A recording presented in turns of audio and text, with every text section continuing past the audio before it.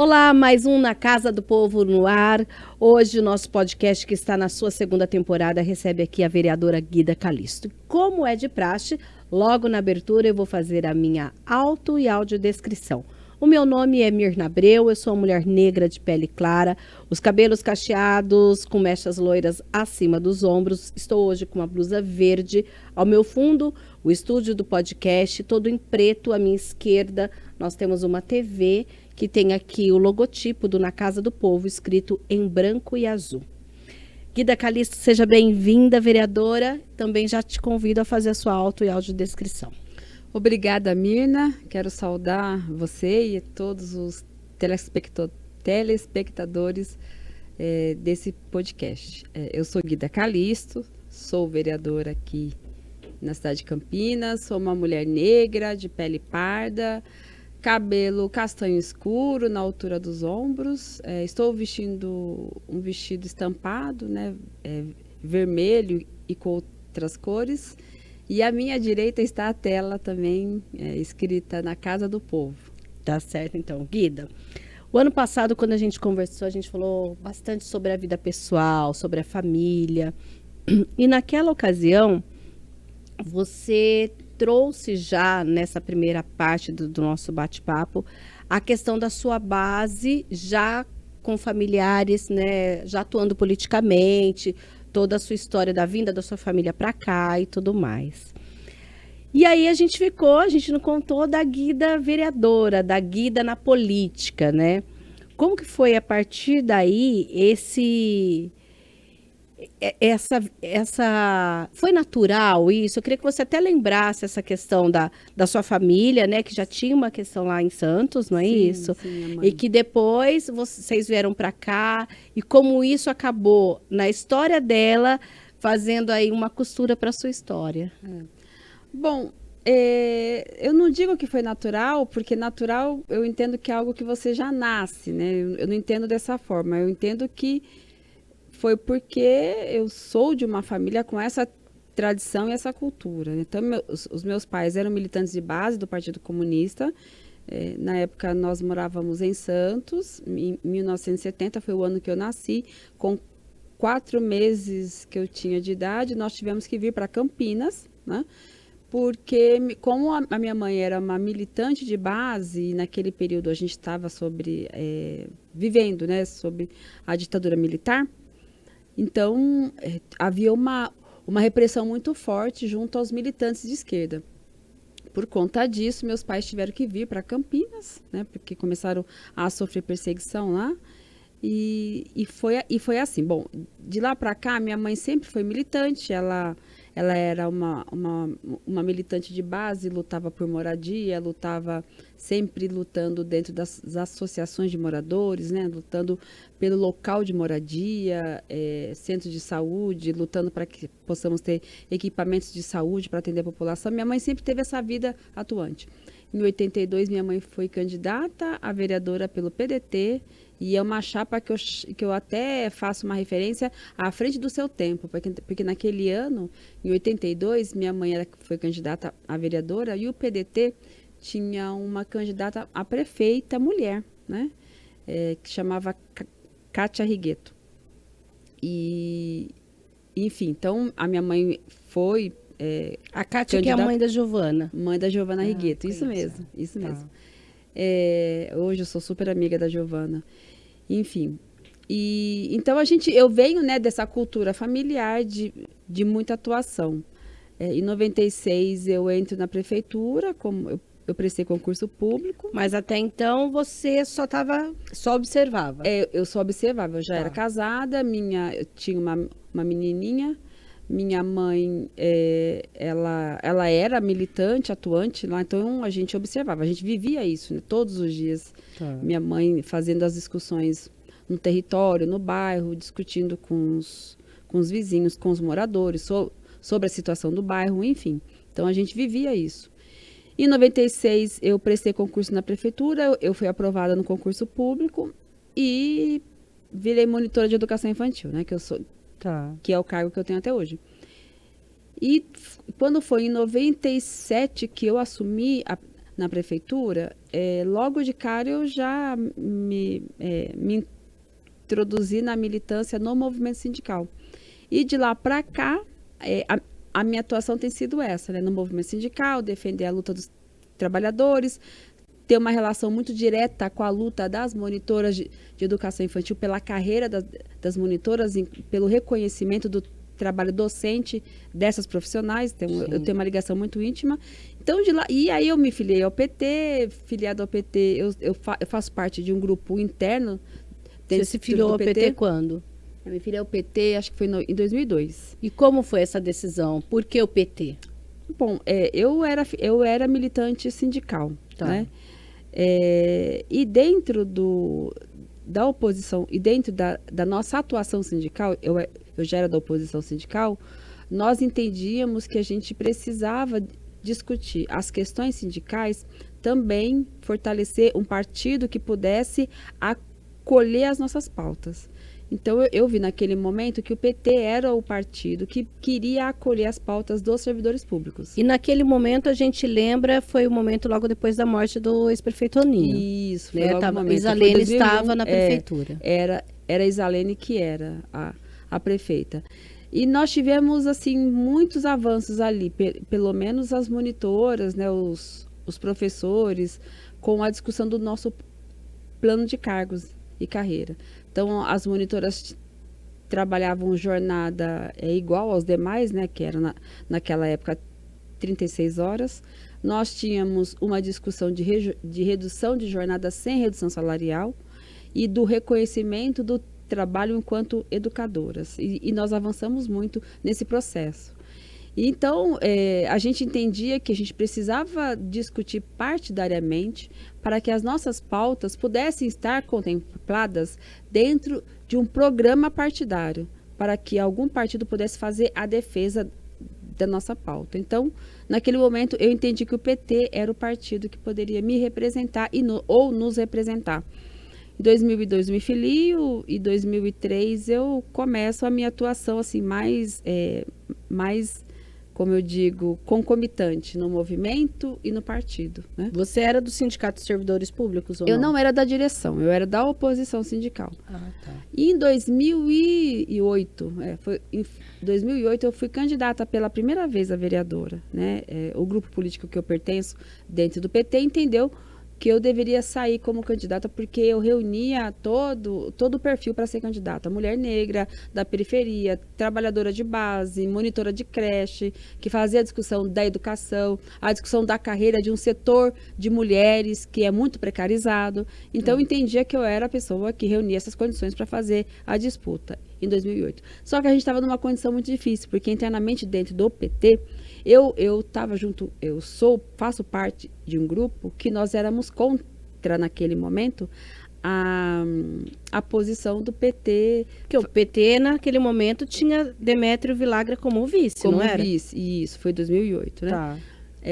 E o PT, em 2008, porque o PT, ele... o Demétrio era vice e o Hélio era o cabeça de chapa. Sim. E internamente, isso dentro do partido, nós fomos derrotados nessa posição, porque nós éramos contra apoiar o doutor Hélio. Okay. Nós tínhamos o entendimento que o PT tinha que sair com candidatura própria. Nós fomos derrotados.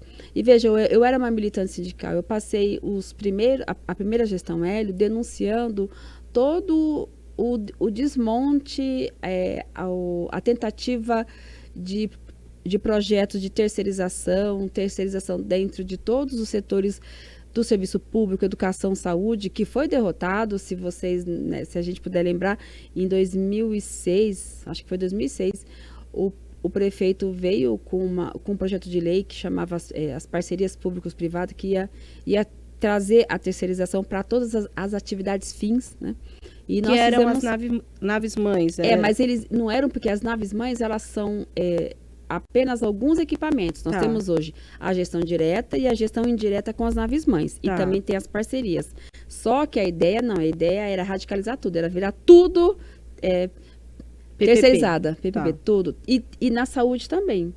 Né? Então, os centros de saúde também seriam todos terceirizados. E aí nós nos posicionamos totalmente contra. Então, a gente falava, olha, esse projeto, esse é um alinhamento que a gente não tem como defender, né?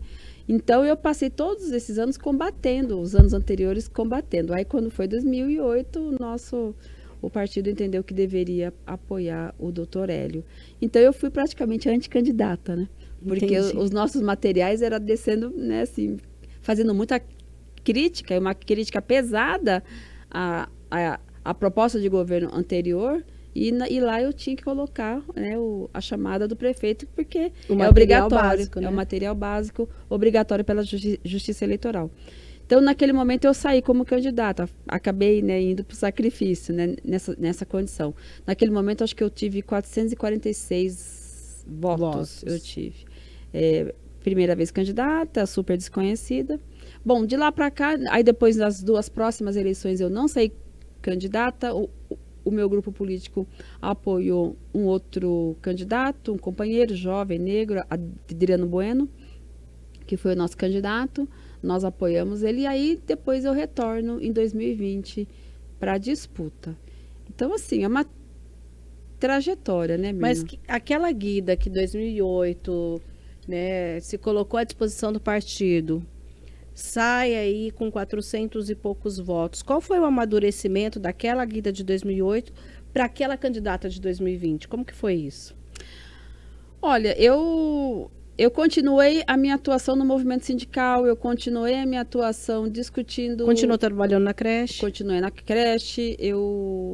Nesse período, eu me formei também. Em 2010, eu concluí meu curso de Direito, né? Prestei a OAB, passei a advogar, passei a militar em grupos dos advogados independentes, passei a militar em grupos que discutisse outras pautas também, como pauta das mulheres negras, enfim. Então, o amadurecimento foi nesse sentido, né, de você ampliar sua participação, conhecer mais a cidade, entender que eu não estou aqui ocupando esse espaço para um projeto individual. Eu estou aqui respondendo a um coletivo, a um projeto político, né, de representação. Não é um projeto individual, mas é um projeto coletivo de discutir a cidade, de disputar a cidade para aqueles eu não, mas que está cada vez mais confirmado que está excluído dos espaços, né, do município. Então, eu acho que o amadurecimento veio nesse sentido. Aqui, né? Da cidade, você é de qual região? Olha, eu sou moradora na região noroeste. Eu morava mais na região noroeste, no Campo Grande, né? Tá. Eu me mudei em 2016 do Campo Grande aí eu venho morar na região noroeste, ali no Paulicéia. Sou moradora daquela região. Mas ainda está ali perto do Campo Grande, né? Mas a minha atuação, eu sempre falo, né, para todo mundo, eu não sou aquela vereadora marcada por um território. Regionalizada. Regionalizada. É óbvio que eu tenho uma aproximação muito maior com o Campo Grande, porque eu conheço todos os bairros de lá, minha família mora lá, o meu local de trabalho é lá no Campo Grande, então eu conheço aquela região. Agora, eu tive voto na cidade inteira. Por quê? Porque as discussões que nós fazemos é uma discussão para a cidade toda. Então, a gente discute serviço público, a gente discute saúde. Toda a cidade. Exatamente, a gente discute saúde, educação, né? A gente faz a discussão das mulheres trabalhadoras. Então, são pautas muito mais amplas que estão na cidade como um todo. Então, eu não sou aquela vereadora mesmo, assim, de região, de território. Eu sou eu acho que eu represento mais uma opinião. Mais temas, digamos assim. Exatamente. Uma vereadora de opinião, né? Que discute todos os temas. Porque se você for olhar na cidade como um todo, é óbvio que tem regiões que têm a presença maior de pobres e ricos, enfim. Sim. Mas, com certeza, a gente tenta olhar para a cidade como um todo, porque todo mundo que vive nessa cidade, que trabalha nessa cidade, tem direito a ela. E é isso que a gente defende. Sim. E como tem sido para você, Guida? A gente lembra que a vereadora, pela primeira vez, é vereadora aqui no Legislativo, apesar dessa vasta experiência política fora da Câmara. Como tem sido para você? Olha, é um trabalho grande, né? Porque, primeiro, eu sou uma vereadora de oposição. E enquanto tiver essa administração, eu pretendo ficar de oposição. Então, por ser uma vereadora de oposição, a gente sabe que as dificuldades são muito maiores. Então, enquanto os vereadores da situação têm uma entrada muito fácil para resolver determinadas questões, no caso de uma vereadora de oposição, não. Você tem que, assim, brigar muito mais, você tem que, né, pleitear muito mais. A minha presença em determinados momentos, ela é imprescindível, enquanto que vereadores da situação, não, é muito mais fácil, né? Manda um assessor lá resolver. Então, e a cidade, e por eu ser essa vereadora que não é marcada de território, né? Não estou marcada num território, mas eu tenho que estar presente em toda a cidade. Então, você acaba discutindo muita coisa. Então, por exemplo, nós vamos discutir vaga em creche. Eu sou presidente da Comissão de Educação. A gente vai olhar quais são os territórios, as regiões que tem déficit em vaga. Então, você tem que olhar a cidade como um todo. Então, é muita coisa, né? Por exemplo, as escolas, como é que estão as escolas, a situação dos prédios, a situação da estrutura, a situação da falta de profissionais suficientes para atender, a questão do centro de saúde, né? Agora, acabei de receber uma informação que Campinas não tem teste de Covid. Então, aí a gente liga, olha, qual que é o posto que tem, qual que é o posto que não tem. Então, é muita demanda, mas eu estou feliz porque, primeiro, nós, e aí eu acho que a Mirna vai concordar comigo, nós, mulheres negras, a gente sabe que a vida não é fácil. Se não é fácil para as mulheres, muito pior para as mulheres negras. A gente já sabe disso. Nós já somos forjadas na luta, né? Com muito não, com muito porta fechada. A servir, né? A servir, enfim. Então, é óbvio que tem muito trabalho para ser feito. É muita coisa para a gente fazer a discussão, a defesa, né? Defender, debater. Mas eu estou feliz porque eu tenho a confiança da militância do meu partido, eu tenho a confiança dos nossos apoiadores, né? Eu fui eleita com 3.400, enfim. A gente já vê aqui, já 3.000, e 445 mil, isso, 3.445 mil votos, e a gente tem um retorno dessa base social. 3.645. Olha só, eu estava tirando 200. 3.645 mil votos.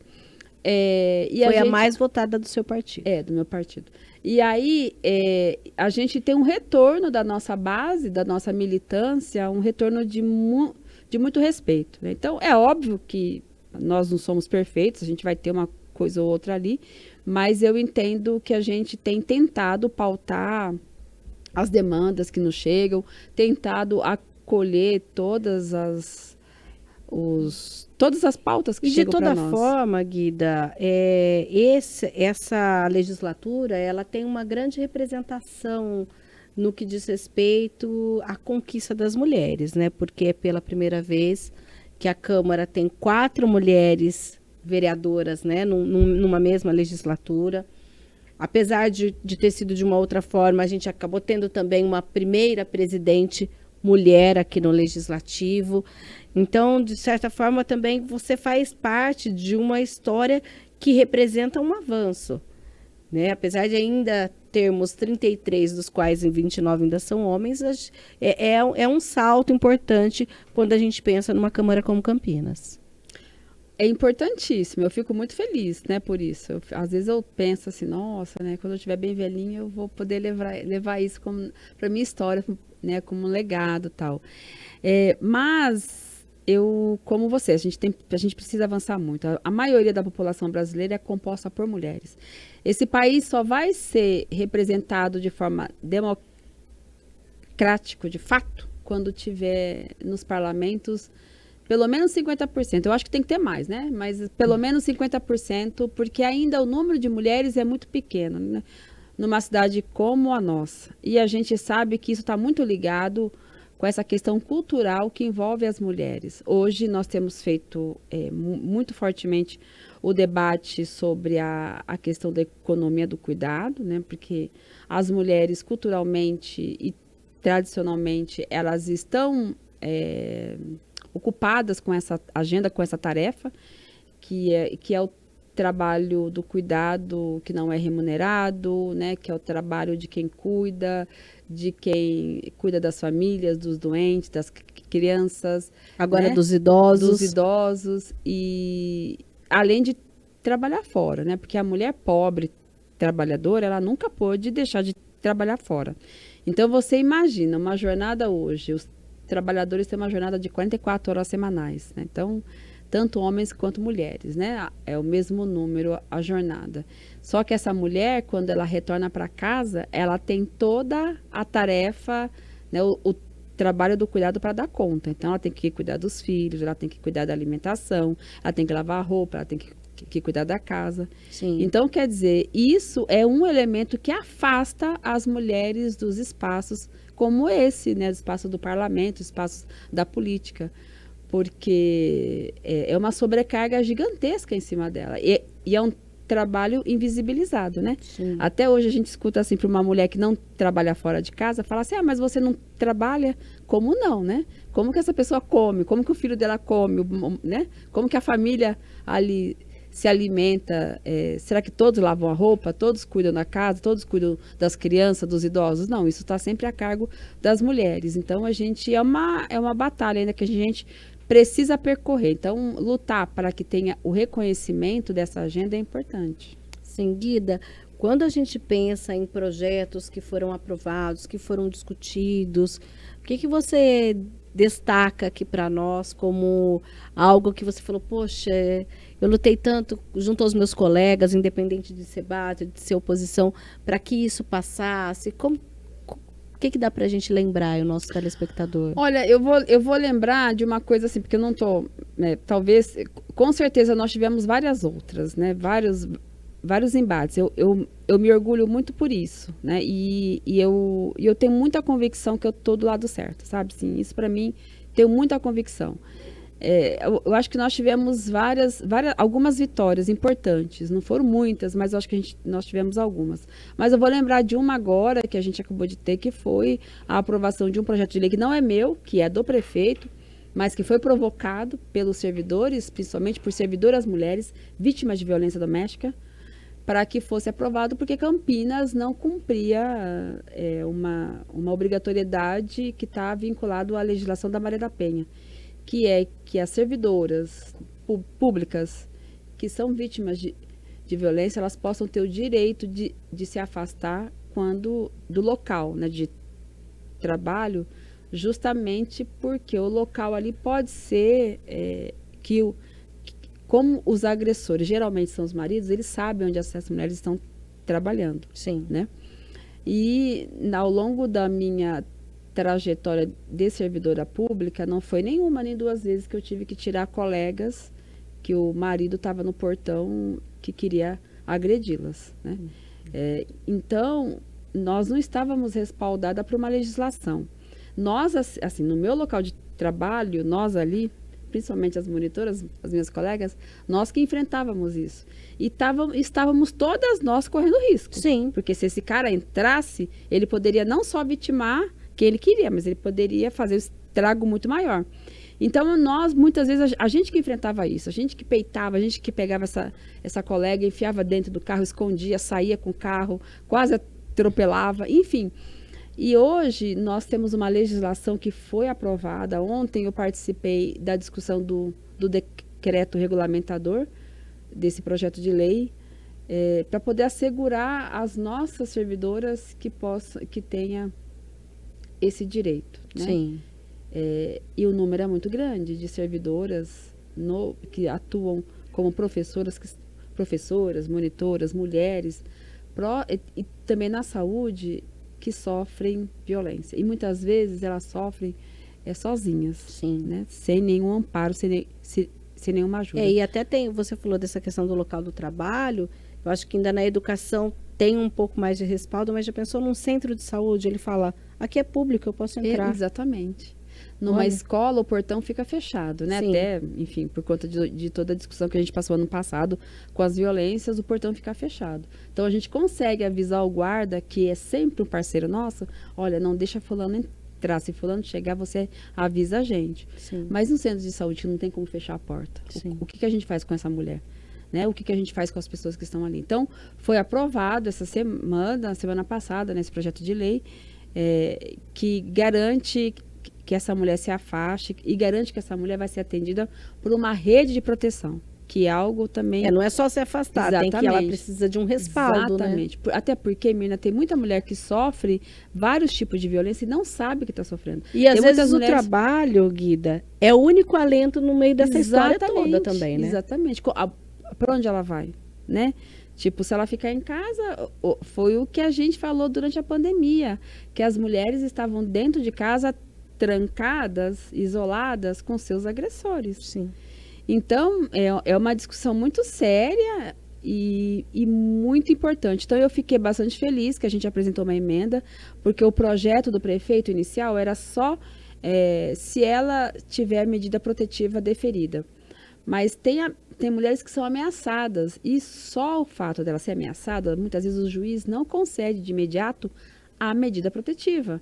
Então, nós fizemos uma emenda que só o fato dela solicitar essa medida protetiva já lhe dá o direito de se afastar. Okay. Né? Porque é óbvio que nesse processo ela vai ter que comprovar com a medida já deferida, enfim. Mas a gente precisa salvar a vida dessas mulheres, né? Não pode ser o depois, né? Não pode ser o depois. E tem vários outros momentos aqui, né, que nós tivemos assim, eu atuação. Observo, né, porque eu também acompanho as reuniões ordinárias, que muitas vezes os vereadores, até o líder de governo, muitas vezes vem consultá-la, né, durante uma votação, um pouco antes da votação. Eu queria que você falasse um pouquinho desse diálogo com todos aqui, e essa referência que você também se tornou para os seus colegas. Então, Mirna, eu sou... o fato de eu ser uma vereadora de oposição, veja, qual é o papel, né, do vereador? O papel clássico, né, vamos dizer assim, em tese, seria votar o orçamento, né, fiscalizar o prefeito, fiscalizar o executivo e votar o orçamento. E apresentar alguns projetos de lei, mas a maioria dá visto de iniciativa, que tem que ser iniciativa, tem que ser do prefeito, aquela coisa toda. Mas eu sou uma pessoa que eu faço da minha vida uma disputa pela sociedade. Sim. Eu estou disputando essa sociedade, eu estou disputando o pensamento, eu estou disputando essa sociedade que eu entendo que ela é muito excludente, que ela não retorna para quem de fato constrói ela, né? Tá. Então, se eu quero ser uma pessoa, se eu quero disputar de fato, que a gente possa ter um outro modelo de sociedade, né, em que não haja exploradores explorados, em que não haja opressão, em que não haja machismo, em que não haja o preconceito, e que todos e todas as pessoas sejam respeitados, eu preciso também propor, eu preciso participar desse processo. E eu quero participar de forma ativa. Então, eu quero, sim, estudar todos os projetos, entender o que vai ser votado, o que não vai ser votado, o que a gente pode mediar, o que não pode.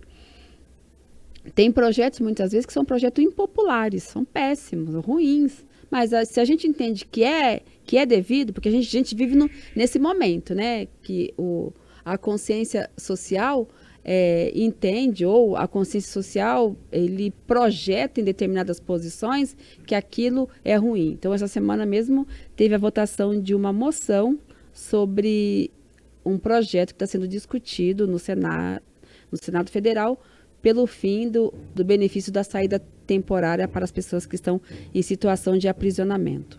Bom, o que eu fiz? Eu me posicionei contra, expliquei por quê. Eu fui estudar, eu fui entender que é uma pauta que dialoga diretamente com o movimento negro, é uma pauta que dialoga intimamente com a situação do encarceramento em massa no Brasil. O Brasil prende muito e prende mal. A maioria dos presos são presos por pequenos delitos ou por porte de pequenos substâncias, né, quantidade pequena de droga. Quando eles são encarcerados, eles são encarcerados no espaço que é uma escola, né, do crime. que é isso que é a prisão. Então, eu entendo que tirar esses benefícios, a gente vai impedir a ressocialização dessas pessoas na sociedade, novamente, que a gente tem que buscar, porque se a gente não busca essa ressocialização, é o caos, é a barbárie, né? Sim. Então, eu sempre estou tentando dialogar, mesmo que os projetos não sejam nossos, que é do prefeito, o qual eu sou da oposição, eu entendo que se for um projeto que vem beneficiar a sociedade, eu vou estar discutindo, eu voto favorável. Agora, quando eu vejo que é um projeto que favorece somente um segmento da sociedade, uma classe social, né, e com certeza a classe social rica, aí, de fato, eu vou me posicionar de acordo com aquilo que eu entendo, né? Então, Você está falando, inclusive, dessa pauta que diz respeito à questão do movimento negro e tudo mais. Você tem uma atuação desde o começo, quando você assumiu a vereança aqui, da questão desse olhar de combate ao racismo. Eu queria que você falasse também um pouquinho sobre essa luta que você, inclusive, sempre que tem oportunidade, traz na Comissão de Educação, traz outros debates aqui,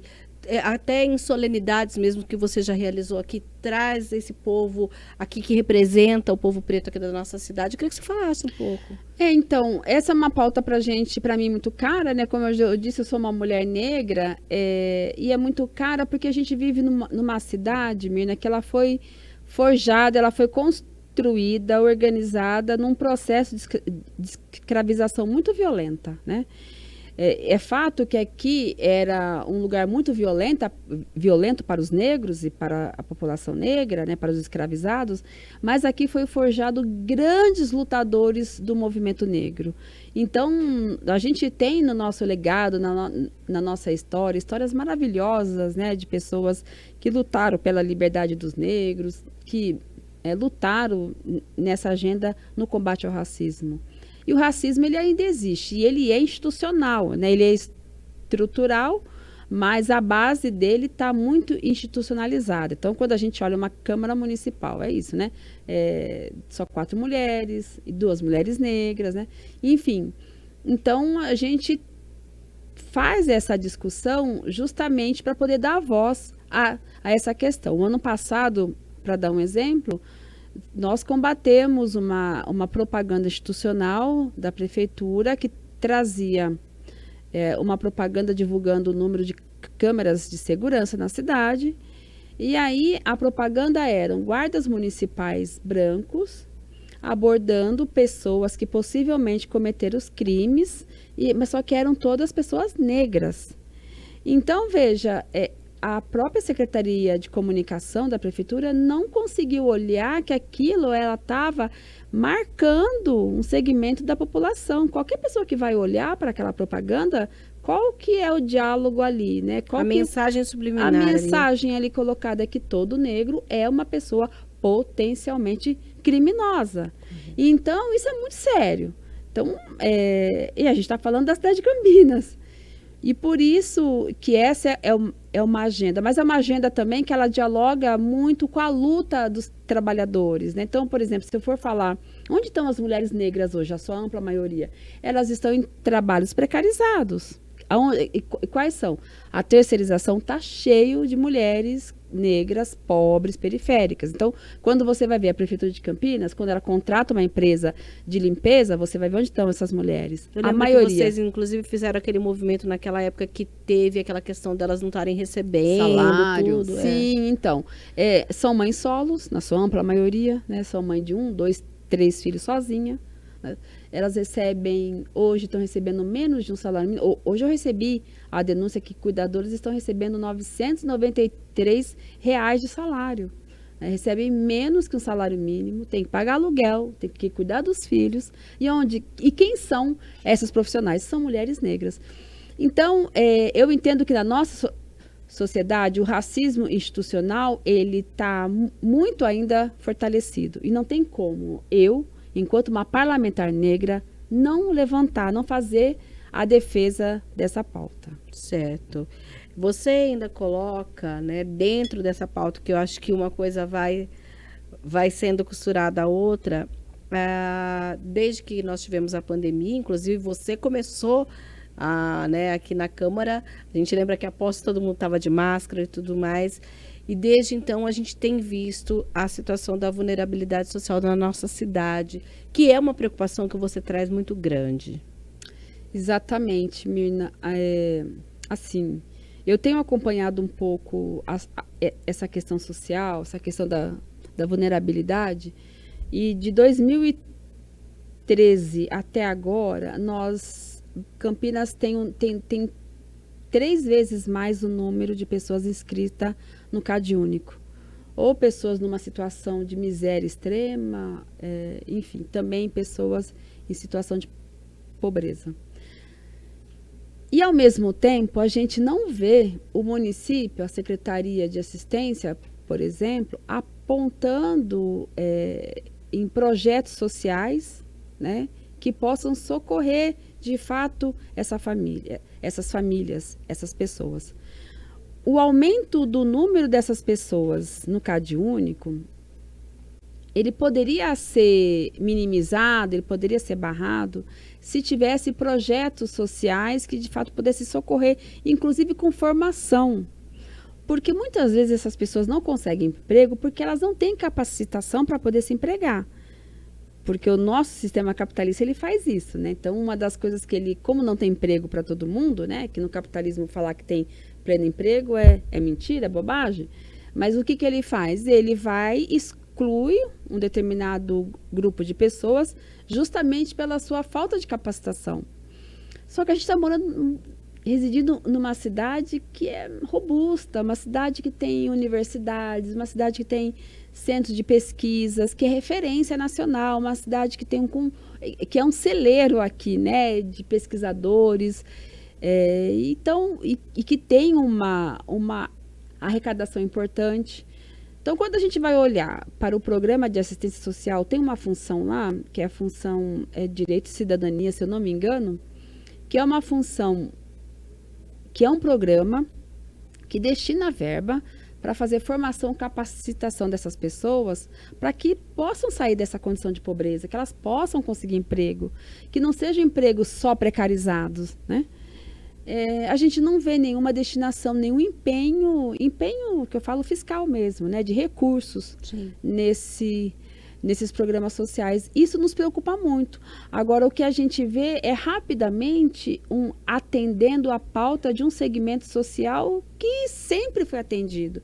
Então, você vai olhar o setor imobiliário na cidade, está extremamente aquecido, mas não são casas, não são moradias para pobres ou para quem está com dificuldade, né? É para a classe média, para cima, para quem consegue pagar uma prestação de R$2.000. Mas nem com esses projetos que a gente tem do governo federal, Casa Paulista aqui em São Paulo. Eles ainda estão chegando, né, Mina? Ainda estão chegando, e esse final de semana mesmo, parece que teve um feirão, né? Mas isso é pelo Casa Paulista, né? Que teve. Mas ainda é muito pouco, muito pouco, porque o número de pessoas que estão em situação de vulnerabilidade é gigantesco. E a Câmara aprovou um projeto permitindo habitações sociais em todos os cantos da cidade. Exatamente, né? Mas a gente não vê esse projeto sendo desenvolvido. Vou te dar um exemplo. A gente tem uma situação que a gente está acompanhando na região do Campo Belo, que está sendo feita uma obra pelo DR, pelo governo do estado, que é de ampliação e duplicação da rodovia Miguel Melhado. Que é importante, a gente entende que é importante, uma demanda antiga que é uma demanda importante. Me parece que foi destinado mais de 100 milhões para essa obra, né? 116 famílias residem no entorno da Miguel Melhado e residem lá há 25 anos, 30 anos, e quando elas foram para lá, elas compraram. Elas compraram de outra pessoa? Compraram, mas elas compraram de boa fé, né? Sim. E elas vivem lá 35 anos e nunca o poder público chegou e falou, vocês têm que sair daqui porque a gente vai ampliar. Agora chega com a rodovia e simplesmente, vocês vão ter que sair daqui, e o que a gente tem para oferecer a vocês, que são famílias inteiras, né, que moram lá, o casal de idosos, com os filhos, com os netos, né, às vezes 10 pessoas na família, o que temos é um aluguel social de R$600. Gente, sabe, uma obra de 100 milhões, Mirna, não poderia destinar 500 mil para construir 116 casas, ou dar lote, financiar material de construção, né, lotes urbanizados. E tem área lá, a gente está falando de uma região do Campo Belo, que é uma região imensa, vasta, que tem muita, né, área lá, ampla. Esse olhar social para levar o progresso. Então, é isso. E aí, qual que é a preocupação? É duplicar, né? Deixar bonitinho, porque as pessoas precisam acessar o aeroporto. Então, quem que acessa o aeroporto? Quem trabalha lá no aeroporto, né? E quem viaja, né? Sim. Né? E aí a gente pode imaginar quem são as pessoas que mais viajam com o preço da passagem de avião.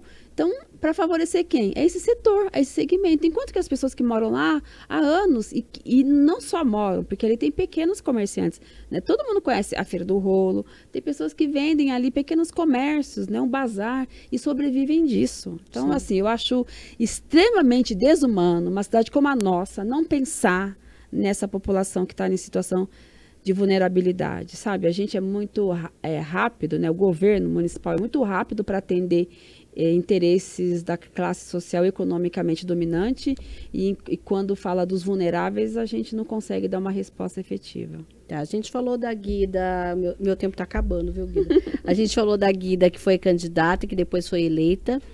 Agora, quem é a Guida que chegou aqui em 2021 e que a Guida que está aqui em 2024? Olha, é um aprendizado, né? Todo dia. Todo dia. É óbvio que eu cheguei aqui muito insegura, né? Vereadora de primeiro mandato, tentando entender muita coisa. E ainda a gente apanha com muita coisa, né? Continuamos aprendendo ainda. Mas com certeza, hoje eu consigo olhar a cidade com uma dimensão muito maior, né? Entender vários dos processos que eu não entendia e saber que é necessário nós termos pessoas que estejam engajados em disputar a cidade, em disputar um projeto social que venha contemplar a cidade. Então, eu saio, óbvio, né? Assim, saio não, né? Eu chego hoje, nesse momento, com muito mais condições de debater o município de Campinas, né? Debater quem é o nosso povo, debater quais são as áreas que precisam ter uma atenção, né? O que dá, o que não dá para se fazer, enfim. Mas eu saio hoje, nesse momento, chego hoje, nesse momento. Chega em 2024, está em 2024. Muito mais confiante e você sabe, Mina, que essa semana eu acordei e não sei como eu peguei o celular, aí veio assim uma mensagem assim para mim. Será que a menina que você foi teria orgulho, né, da mulher que você é hoje? Aí eu pensei, sim, com certeza teria orgulho, sim. Então enfim, eu tô muito feliz, com certeza, né, com todo o trabalho que estamos desempenhando. A gente vai continuar aí o aprendizado, nós vamos continuar a luta, com certeza. Mas hoje eu chego aqui nesse momento feliz com todo esse acúmulo. Tá certo, então, muito obrigada, viu, Guida? Eu que agradeço, Mirna, você, agradeço a TV Câmara, agradeço todos os trabalhadores dessa casa, que vocês são, assim, um suporte muito importante pra gente. Não tem como, isso eu gosto de frisar, porque a gente vive num momento, né, na égide liberal, que as pessoas acham que valorizam, né, o indivíduo, né, a meritocracia, como se sozinho eu conseguisse alguma coisa, né? Então, assim, não tem como a gente fazer um bom trabalho aqui se não for o apoio que vocês nos dão. Então, eu quero agradecer mais uma vez essa disposição e esse espaço que vocês nos dão. Obrigada. A gente também agradece, viu, Guida? Olha, e você que assiste podcast, a vereadora Guida participou em 2023 da primeira temporada. Lá ela falou um pouquinho da história da vida pessoal dela, falou de receita, inclusive está no final do programa. Eu gostaria de dizer que a vereadora ficou de trazer uma receita que ela faz, ela não trouxe. Vamos ver se para um terceiro lá atrás, viu, Guida? No terceiro eu vou pedir para a produção lembrar a sua assessoria que tem uma receita que você ficou de trazer um prato aqui. Eu posso até falar Tá bom. agora. Caponato de berinjela, uma delícia. Tá, então, tô na gente, tá próxima. marcado, anotem aí, eu vou anotar aqui Me no lembrem. próximo caponata de berinjela, tá certo? Você, não é pra você. A gente tá aqui com o pessoal aqui no estúdio Então querendo. foi cocadinha. Era cocadinho, então, Essa é mais verdade. fácil Era ainda. no Natal que você faz no Natal. É, Mas agora vai ter que Eles trazer tiram os dois, sarro então. de mim, o meu genro. Os dois, então, hein? Tá bom, Tá pode deixar. certo, então, combinado. Gente, nós ficamos por aqui. Até um próximo Na Casa do Povo.